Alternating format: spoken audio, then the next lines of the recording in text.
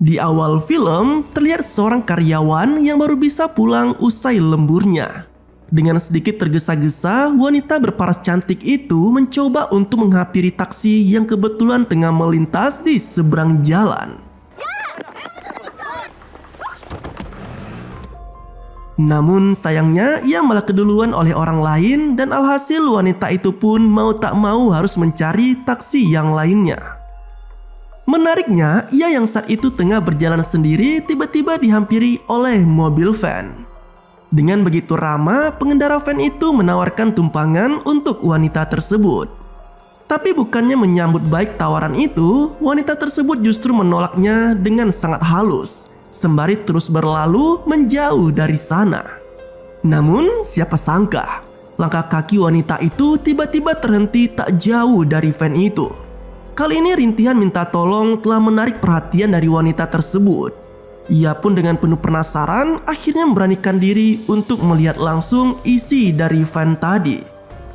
Secara mengejutkan, van yang berisi tumpukan pakaian itu ternyata juga mengangkut seorang pria yang tengah terluka.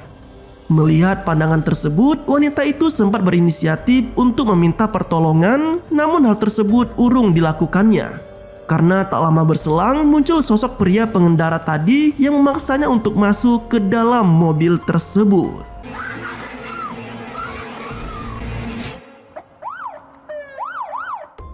Entah apa yang telah dilakukan oleh pria pengendara itu.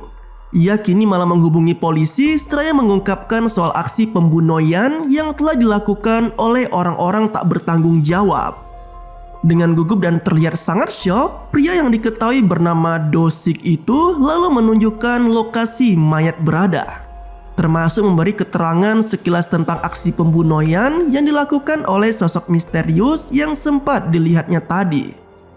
Berbekal keterangan tersebut, tim dari kepolisian dengan sigap langsung mengamankan TKP itu. Dan film pun dimulai. Di salah satu kantor, kesibukan melayani pelanggan melalui sambungan telepon menjadi pemandangan yang begitu kental kali ini. Seperti yang dilakukan Kyung-mi, meski ia tidak seperti karyawan lainnya yang menyapa para pelanggan secara lisan, namun ia yang kesulitan bicara juga mampu mengatasi setiap keluhan pelanggan dengan sangat baik. Kyung-mi dikisahkan sebagai gadis yang terlahir tunarungu. Kondisi itu juga yang membuatnya kesulitan untuk bicara sampai dengan saat ini.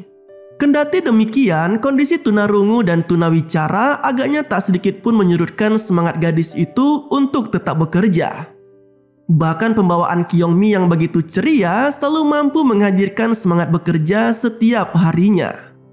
Di sisi lain, bisu dan tuli yang dihidapnya juga terkadang membuat Kyung-mi mendapat diskriminasi dari orang-orang di sekitarnya. Seperti saat ini, di mana gadis itu diajak minum-minum dengan klien di kantornya. Hal itu terjadi bukan karena keinginan dari Kyung-mi sendiri, melainkan karena ia tak mau menahu tentang aktivitas tersebut. Dalam kehidupannya, Kyung-mi lahir dan dibesarkan oleh ibu tunggal yang kebetulan juga menderita bisu dan tuli. Meski kondisi mereka begitu terbatas, namun keduanya bisa hidup dengan bahagia. Kyung-mi bekerja sebagai layanan pelanggan bahasa isyarat, sementara ibunya bekerja sebagai penjahit di salah satu butik. Di sisi lain, perdebatan antara kakak beradik kini mulai berlangsung. Adalah Sojung, gadis belia yang kini tengah berencana untuk melakukan kencan buta dengan lelaki random. Namun hal tersebut agaknya tak mendapat persetujuan dari sang kakak. Pria bernama Jong Ta itu seakan menghalang-halangi adiknya yang ingin keluar dengan laki-laki tak dikenal. Terlebih Sojung juga ingin mengenakan pakaian yang sedikit terbuka alih-alih agar bisa memikat hati pasangannya. Meski sempat berdebat kecil, namun pada akhirnya Jong tetap mengizinkan adik perempuannya itu untuk keluar rumah. Akan tetapi ia juga turut berpesan pada Sojung agar tidak pulang larut malam. Karena bagaimanapun juga, Jong Ta yang seorang polisi jelas tidak ingin jika hal buruk terjadi pada adiknya itu. Kembali ke Kyung-mi, ia yang baru saja pulang bekerja seperti biasa memutuskan untuk pulang bersama ibunya dan memulai perjalanannya kembali ke rumah mereka. Tak ada yang aneh dalam perjalanan mereka. Hingga kemudian sosok misterius mulai mengintai ibu Kyung-mi. Do-sik yang sempat terlihat di awal film tadi ternyata adalah seorang psikopat. Dan apa yang dilakukannya pada polisi tadi ternyata memang akal bulusnya saja. Semua itu semata ia lakukan demi kepuasannya sendiri, termasuk ketika memperdaya polisi dengan trik murahannya. Seperti yang dilakukannya pada wanita di awal film tadi, kini Do-sik ternyata mengincar ibu Kyung-mi sebagai target berikutnya. Ia bahkan sempat membuntuti wanita parubaya itu hingga ke salah satu lorong jalan. Namun upaya tersebut ia urungkan ketika mendapati Sojung yang kebetulan melintas di persimpangan. Entah apa yang ada di benak Do-sik. Ia yang sebetulnya mengincar ibu Kyung-mi malah sekarang lebih tertarik kepada Sojung. Psikopat itu pun kemudian berlari dan menyergap Sojung yang kebetulan belum terlalu jauh dari posisinya saat ini.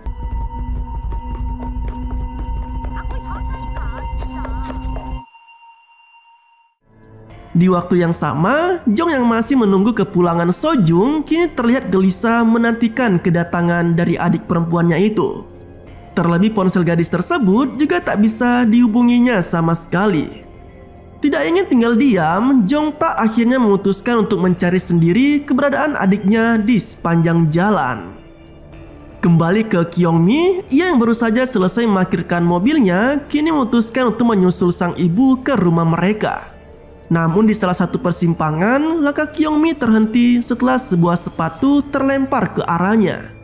Meski awalnya sempat cuek, namun Kyung-mi yang penasaran akhirnya memutuskan untuk menyusuri salah satu gang yang gelap di dekatnya.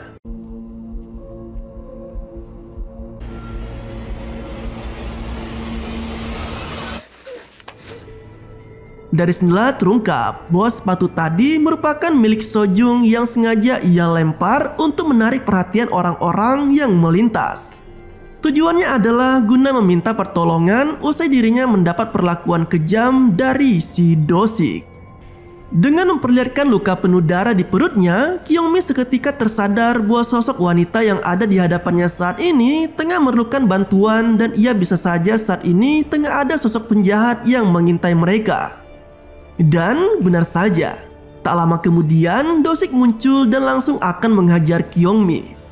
Namun untungnya gadis itu bisa menghindar dan berlari kabur dari sana.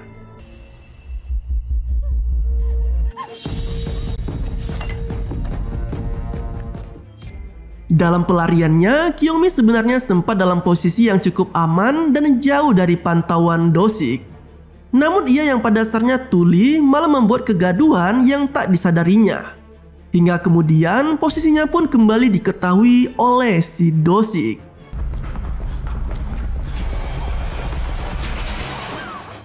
Keberuntungan agaknya juga masih berpihak pada Kyung-mi.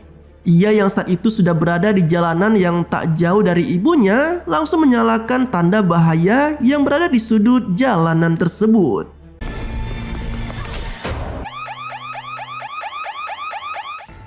Dengan menyalakan alarm bahaya, kini Kyung-mi dan ibunya langsung dipantau oleh petugas kepolisian melalui kamera CCTV. Hal ini juga yang membuat Do-sik memilih mundur dan menjauh dari gadis bisu itu. Namun, siapa sangka, mundurnya Do-sik ternyata tidak serta-merta membuatnya mengurungkan niat untuk mengejar Kyung-mi. Karena kali ini ia malah kembali mendekati gadis itu dengan penampilan yang jauh berbeda dari sebelumnya. Dengan mengenakan pakaian layaknya orang kantoran, Do-sik bisa dengan mudah mengelabui Kyung-mi dan ibunya. Terlebih ia juga sempat berpura-pura sedang mencari adik perempuannya. Kyung-mi yang berpikir jika wanita terluka tadi adalah adik dari pria kantoran yang ada di depannya saat ini, langsung tergugah perasaannya dan ia pun berinisiatif untuk mengantarkan pria tersebut ke gang gelap tadi. Namun keberuntungan lagi-lagi masih berpihak kepada Kyung-mi. Ia dan ibunya yang mulai menjauh dari titik aman langsung berbalik ketika mendapati kedatangan polisi di sana. Tak hanya melaporkan sosok misterius yang sempat mengejarnya tadi, Kyung-mi juga turut melaporkan soal penemuan sosok wanita yang terluka di gang sebelumnya. Namun sayangnya tak ditemukan sama sekali sosok wanita sebagaimana keterangan yang diberikan oleh Kyung-mi. Bahkan mereka pun tak menemukan adanya kemunculan sosok tersebut pada rekaman kamera CCTV. Penelusuran pun berlanjut hingga ke kantor polisi. Namun lagi-lagi tak ada keterangan yang bisa menjadi petunjuk bagi mereka untuk menemukan sosok Sojung. Menariknya, Ibu Kyungmi yang dari awal ragu pada sosok Do-sik kini semakin dibuat curiga pada pria tersebut. Terlebih lagi, Do-sik yang saat itu tak sengaja menjatuhkan ponselnya ketika membuat Ibu Kyungmi semakin penasaran. Pasalnya, tidak hanya ponsel yang berbeda tetapi juga ponsel pria itu yang sekarang terdapat wallpaper seorang gadis muda. Sola menjelaskan bahwa ponsel yang dibawanya saat ini bukanlah milik Do-sik. Dan benar saja, kecurigaan Ibu Kyungmi pun terbukti. Jong-tak yang kebetulan datang ke kantor polisi menunjukkan foto Sojung yang ada di ponselnya, sembari membuat laporan tentang kasus hilangnya adik perempuannya itu di malam tersebut. Namun sayangnya, Ibu Kyungmi yang hendak mengadukan temuan wajah yang sama dengan sosok Sojung di ponsel Do-sik malah lebih dulu diancam oleh psikopat itu. Bahkan Do-sik sempat menunjukkan beberapa senjata tajam di dalam tasnya, yang seketika membuat nyali Ibu Kyungmi menjadi menciut. Sialnya lagi, Do-sik yang merasa terpojok malah berusaha menyerang Jong-tak menggunakan sebilah pisau. Perkelahian antara Do-sik dan Jong-tak pun terjadi.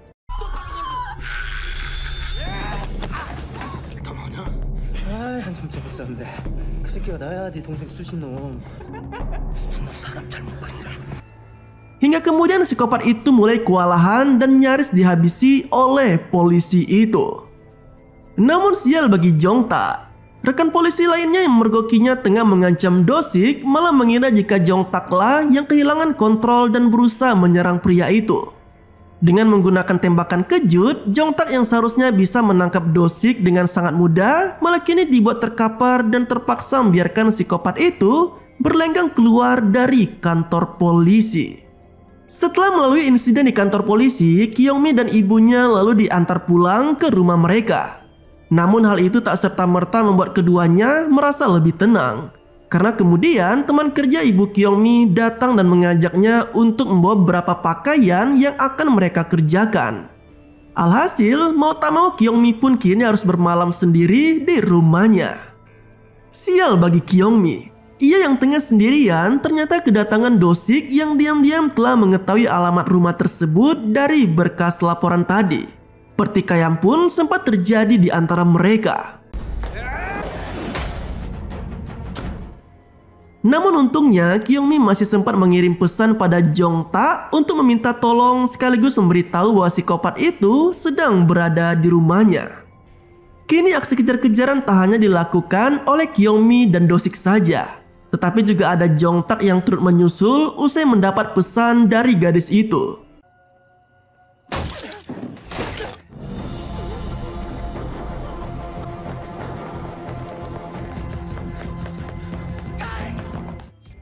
Aksi saling kejar pun akhirnya terhenti setelah Kyungmi terpojok di salah satu lorong jalan.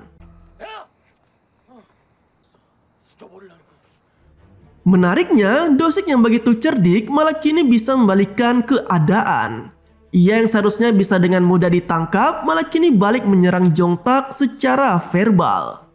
Psikopat itu mengatakan bahwa saat ini Sojung tengah kritis dan sangat membutuhkan pertolongan. Karena alasan itulah Do-sik akan memberitahu lokasi keberadaan gadis tersebut asalkan ia dibiarkan pergi bersama Kyungmi yang menjadi targetnya saat ini. Entah karena terlalu sayang pada adiknya atau malah tidak peduli dengan Kyungmi yang juga sangat terancam, Jong-tak malah lebih memilih untuk membiarkan Do-sik bersama target barunya itu. Sementara ia sendiri memutuskan untuk mencari keberadaan Sojung sebagaimana lokasi yang telah disebutkan oleh psikopat tersebut. Kini hanya tersisa Kyungmi dan Do-sik saja. Dengan leluasa, psikopat itu pun mulai menakut-nakuti gadis tersebut. Namun Kyungmi yang tak ingin terus-menerus terancam akhirnya memberanikan diri untuk melawan dan berusaha kabur dari sana.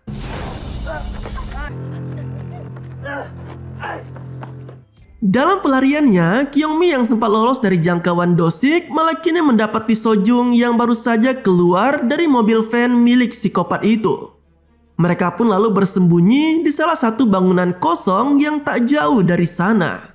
Tak tega dengan kondisi Sojung, Kyungmi kemudian memberikan ponselnya seraya menyuruh gadis yang tengah terluka itu untuk segera menghubungi Jongtak.